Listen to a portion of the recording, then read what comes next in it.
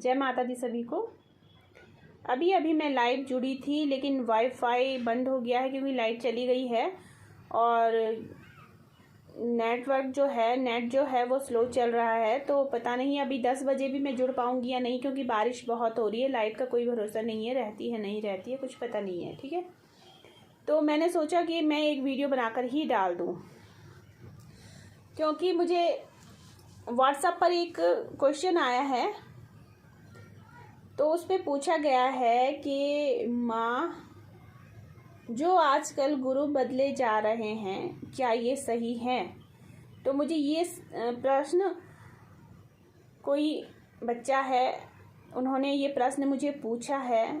तो मैंने सोचा कि हाँ, बात सही है। आजकल जरा बात को लेकर के एक गुरु को छोड़ करके दूसरे गुरु बनाए जा रहे हैं। तो मैंने सोचा कि क्यों ना मैं लाइव आकर इसमें 2-4 बातें आप तक पहुंचाऊं, क्योंकि कहीं ना कहीं ये मुझे माँ के आदेश भी थे और ये आदेश मुझे आज ही हुए हैं। अचानक से मुझे माँ के आदेश हुए हैं।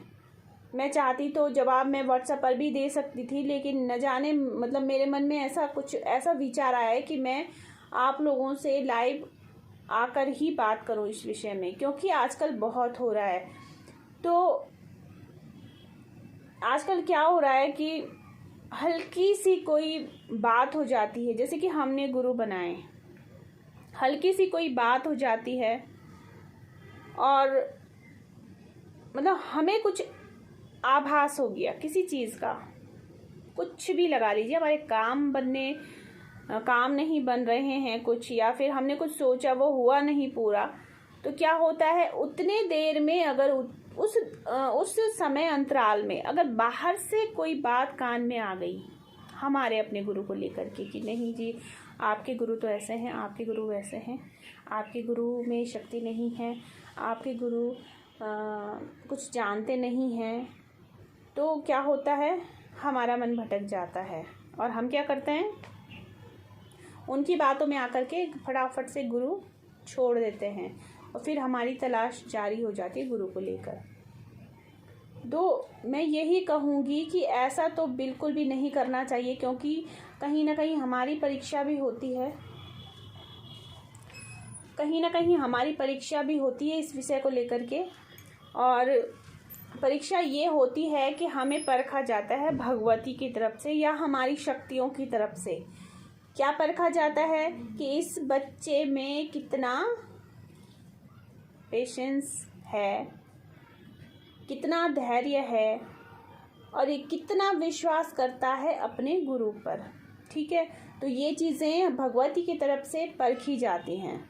और हम लोग क्या करते हैं, हम लोग बातें सुनते हैं और हम फटाफट से निर्णय ले लेते हैं कि नहीं, हमारे वास्तव में ये बात सच है, हमारे गुरु हमारे लिए सही नहीं है, और हम क्या कर देते हैं, गुरु को त्याग देते हैं। और फिर गुरु को त्याग देते हैं, फिर भाई बातें हैं, बातें तो आएंगी ही, अच्छी भी बुरी भी। ठीक है, फिर हम गुरु को त्याग देते हैं। उसके बाद अगर कुछ और बातें बढ़ चढ़ के आती, फिर तो क्या कहने, हमारा विश्वास बिल्कुल पक्का हो जाता है कि हाँ बिल्कुल सही है। एक तो हुई ये बात। दूसरी हुई ये बात कि बातें तो कान में आ ही रही थी बाहर से, ठीक है, हमें भटकाने के लिए। साथ में क्या हो गया कि एक तस्वीर ऐसी पड़ गई गुरु को लेकर के कि कहीं से किसी ने गुरु त्याग कर दिया, कहीं से किसी ने गुरु त्याग कर दिया और दूसरे गुरु बनाए हैं। वो गुरु और 2 गुरु अगर एक साथ मिल जाते तो हमारे मन में क्या हो जाता है, शक पैदा हो जाता है कि कहीं ये हमारे लिए कुछ गलत ना कर दें। इस विषय में मैं सिर्फ इतना ही कहना चाहूँगी कि गुरु कौन होते हैं। गुरु हमारे, जैसे हम अपने माँ बाप को मानते हैं ना, तो गुरु भी हमारे माँ तुल्य हैं, पिता तुल्य हैं। और खुद ही सोचें, मनन करें कि क्या एक माँ या एक पिता अपने बच्चे के लिए गलत सोचेगा? क्या वो अपने बच्चे के लिए गलत सोचेगा? क्या वो चाहेगा कि जिसके सिर पर मैंने हाथ रखा है उसके लिए कोई समस्या खड़ी हो? वो नहीं चाहेगा। वो इसलिए नहीं चाहेगा कि कहीं ना कहीं इस बात से उन गुरुओं का भी नाम खराब होता है। तो ये वो बिल्कुल भी नहीं चाहेंगे कि हम कुछ गलत करें अपने बच्चों के लिए। तो हमारे मन में एक शक पैदा हो जाता है कि अब शायद हमारे गुरु हमारे नहीं हैं। तो ये चीज़ बहुत गलत है। इस चीज़ को नकारिए, इस चीज़ को अपने दिमाग में मत आने दीजिए। हमारे मन में अगर कोई भी शंका होती है गुरु को लेकर के, या हमने कोई बात सुनी है, हम तक कुछ ऐसी बातें आई हैं जिससे कि हमें मतलब हमारा मन विचलित होता है, तो सबसे पहला कर्तव्य बनता है शिष्य का कि वो अपने गुरु से बात करे। इस विषय में अपने गुरु से बात करे, अपने जो मन में शक पैदा हुआ है उसको खत्म करे, क्योंकि गुरु मुख से निकला हुआ जो वचन होता है उसको ही सत्य मानकर चलना पड़ता है। इसलिए चलना पड़ता है क्योंकि गुरु जो तत्व होता है वो कई बार, मैंने पहले भी कई वीडियो में ये चीज़ बताई है कि गुरु जो तत्व होता है वो ईश्वर से भी बड़ा होता है, ईश्वर से भी बढ़कर होता है। तो गुरु मुख से जो वचन निकल रहे हैं, अगर हम उन्हें सत्य मानकर चलते हैं तो विश्वास रखिए आपके साथ कुछ गलत नहीं हो सकता। अगर हम उन वचनों पर ही शक कर रहे हैं तो तब तो गलत होना ही है, क्योंकि वो तो हमारे दिमाग में पहले ही बैठ चुका है ना। वो तो हमें कहा है, हमने उनकी बातों पे विश्वास कर लिया है, तो हमारे साथ वो घटित होगा ही होगा जब तक हम विश्वास नहीं करते। अब मैं ये भी नहीं कहती कि दुनिया में अच्छे लोग भी हैं, बुरे लोग भी हैं। दुनिया अच्छे और बुरे लोगों के मिश्रण से भरी पड़ी है। तो दुनिया में अच्छे बुरे दोनों प्रकार के लोग रहते हैं, लेकिन इतनी समझदारी तो अपने अंदर होनी चाहिए कि हम छोटी छोटी बातों को लेकर के अपने पथ से डगमगाए ना। क्योंकि फिर क्या हो जाता है, अगर बच्चा अपने पथ से ऐसे ही डगमगाता रहा तो आज वो यहाँ है, कल वो दूसरी जगह, परसों वो तीसरी जगह। देखिए, गलती एक बार हो सकती है, हर बच्चे से होती है गलती। एक बार हो सकती है कि वो ऐसी गलती कर बैठता है कि किसी गुरु की शरण में गया और वहाँ कुछ गलत उसके साथ घटित होना शुरू हुआ, फिर गुरु के संपर्क में वो नहीं आ पाता है, किसी तरीके से गुरु की मदद नहीं ले पाता है, वहाँ पर उसकी एक मजबूरी बन जाती है। ठीक है, लेकिन जहाँ आपको जवाब भी तत्काल मिल जाता है, सॉल्यूशन मिल जाता है और आपकी शंका भी दूर कर दी जाती है, फिर आप वहाँ पूछने से हिचकिचाएंगे, तो इसमें तो आपकी ही गलती होगी। इसमें आपकी ही गलती होगी कि आपने बाहर से कुछ देखा, कुछ सुना और आपने उस पर विश्वास कर लिया और अपना जो आपका पथ है, जो रास्ता है, उस रास्ते से आप भटकने शुरू हो गए। सभी के साथ होता है, अच्छा भी होता है। कुछ चीज़ें ऐसी हैं जो हम चाहते हैं नहीं हो पाती हैं, लेकिन इसका मतलब ये नहीं होता है कि हमने रास्ता गलत चुन लिया। देखो, वो माँ भगवती बैठी है, माँ हमें किसी के पास ले गई है तो कुछ सोच कर ही ले गई होगी।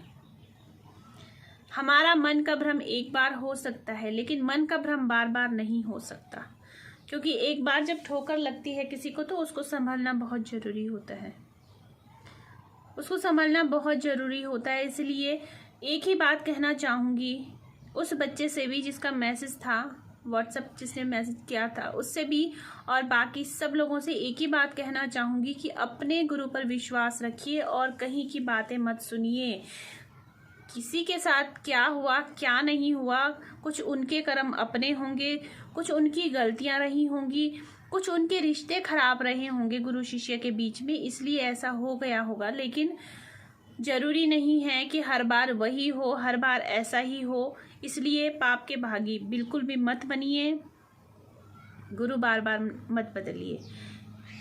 हाँ, आप एक से ज़्यादा गुरु बना सकते हैं सिर्फ ज्ञान लेने के लिए, लेकिन इसका अर्थ ये नहीं है कि आप गुरु को अपने त्याग देंगे फिर आप दूसरे गुरु को धारण करेंगे। इससे क्या है, इससे हमारे सिर पर पाप का जो भार है वो बढ़ता ही जाएगा। आप बिल्कुल बेशक गुरु बनाइए और गुरु बनाइए, लेकिन ज्ञान के लिए। मैंने YouTube में देखा है कि जब भी हम किसी से बात करते हैं तो क्या कहते हैं, कोई कोई भक्तिनी है, महिला है तो गुरु माँ कहकर संबोधित करते हैं, और कोई पुरुष हैं, गुरु हैं, तो क्या कहते हैं? गुरु जी। तो जब हम गुरु माँ, हम कुछ पूछ रहे हैं उनसे, यानी हम क्या ले रहे हैं? शिक्षा ले रहे हैं, ठीक है, तो वो गुरु माँ बोला जाता है। इसका अर्थ ये नहीं है कि हमने बहुत गलत कर दिया, हमने गुरु माँ कह दिया या हमने गुरु जी कह दिया, ये गलत है। नहीं, ये गलत बिल्कुल भी नहीं है। देखिए, गुरु एक होते हैं, जो गुरु हमने आत्मसात किए हैं वो एक ही गुरु है जो हमने अपने प्राणों में उतारे हैं, ठीक है।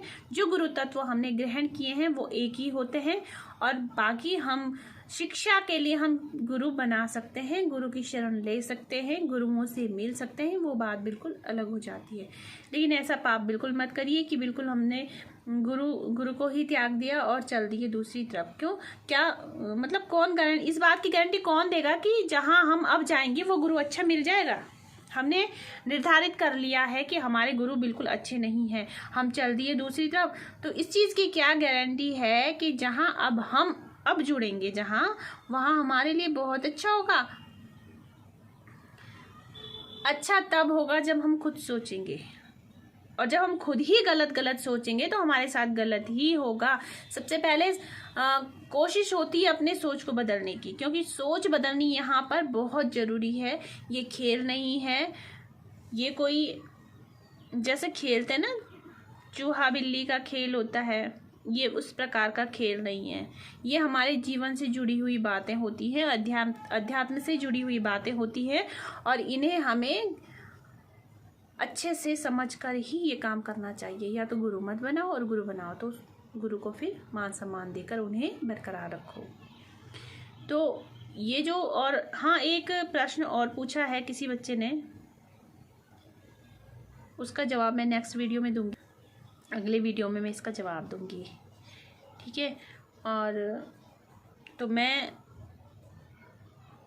अपने साथ वाले जो गुरु भाई बहन हैं उनसे इतना ही कहना चाहूँगी कि अगर आप लोग कुछ भी बातें सुनते हैं तो आप उन बातों को सुन कर के अपने फैसले मत लीजिए किसी भी प्रकार के, बिल्कुल भी नहीं। शंका होती है मन में, अगर हमें कुछ चीज़ अचानक से दिख जाए, शंका होती है, लेकिन शंका मत कीजिए, माँ पर विश्वास रखिए और अब अच्छा सोचिए, सब अच्छा ही होगा। क्योंकि जहाँ पर माँ बैठी है वो शक्ति छोटी नहीं हो सकती, वो जगह छोटी नहीं हो सकती, वो गुरु छोटे नहीं हो सकते हैं। अपने गुरु पर विश्वास रखिए, गुरु कोई भी हो, शिष्य कोई भी हो, अपने गुरु पर विश्वास रखकर चलिए और फालतू की बातें मत सुनिए और पाप के भागी भी मत बनिए। और कहीं अगर आपको कुछ डाउट है, मन में कोई सवाल है, तो अपने गुरु से बेझिझक होकर उस विषय में बात कीजिए, क्योंकि गुरु हमारे माता पिता की तरह ही होते हैं। भले ही गुरु जो हैं वो ईश्वर से बड़े हैं, लेकिन प्रेम हमें माँ बाप की तरह ही करते हैं। माँ बाप की तरह ही उनका कर्तव्य होता है शिष्य का ख्याल रखने का, शिष्य की समस्याओं को सुनने का, उन्हें हल दिखाने का, रास्ता दिखाने का गुरु का कर्तव्य होता है। और गुरु अपने कर्तव्य को बखूबी जानते हैं। तो एक शिष्य का ये फ़र्ज़ बनता है कि अगर उनके मन में कोई शंका हुई है तो गुरु से बात करें, अपने गुरु से इस विषय में चर्चा करें और अपने शंका को दूर करें, क्योंकि शंका होनी लाजमी है। क्योंकि दुनिया बड़ी बेढंगी हो गई है, शंका भी हो जाती है मन में। कुछ चीज़ें अगर कुछ अचानक से सामने आ जाएं तो मन में शक भी हो जाता है, शंका भी हो जाती है, कुछ भय भी उत्पन्न हो जाते हैं, लेकिन उन चीज़ों का निवारण सिर्फ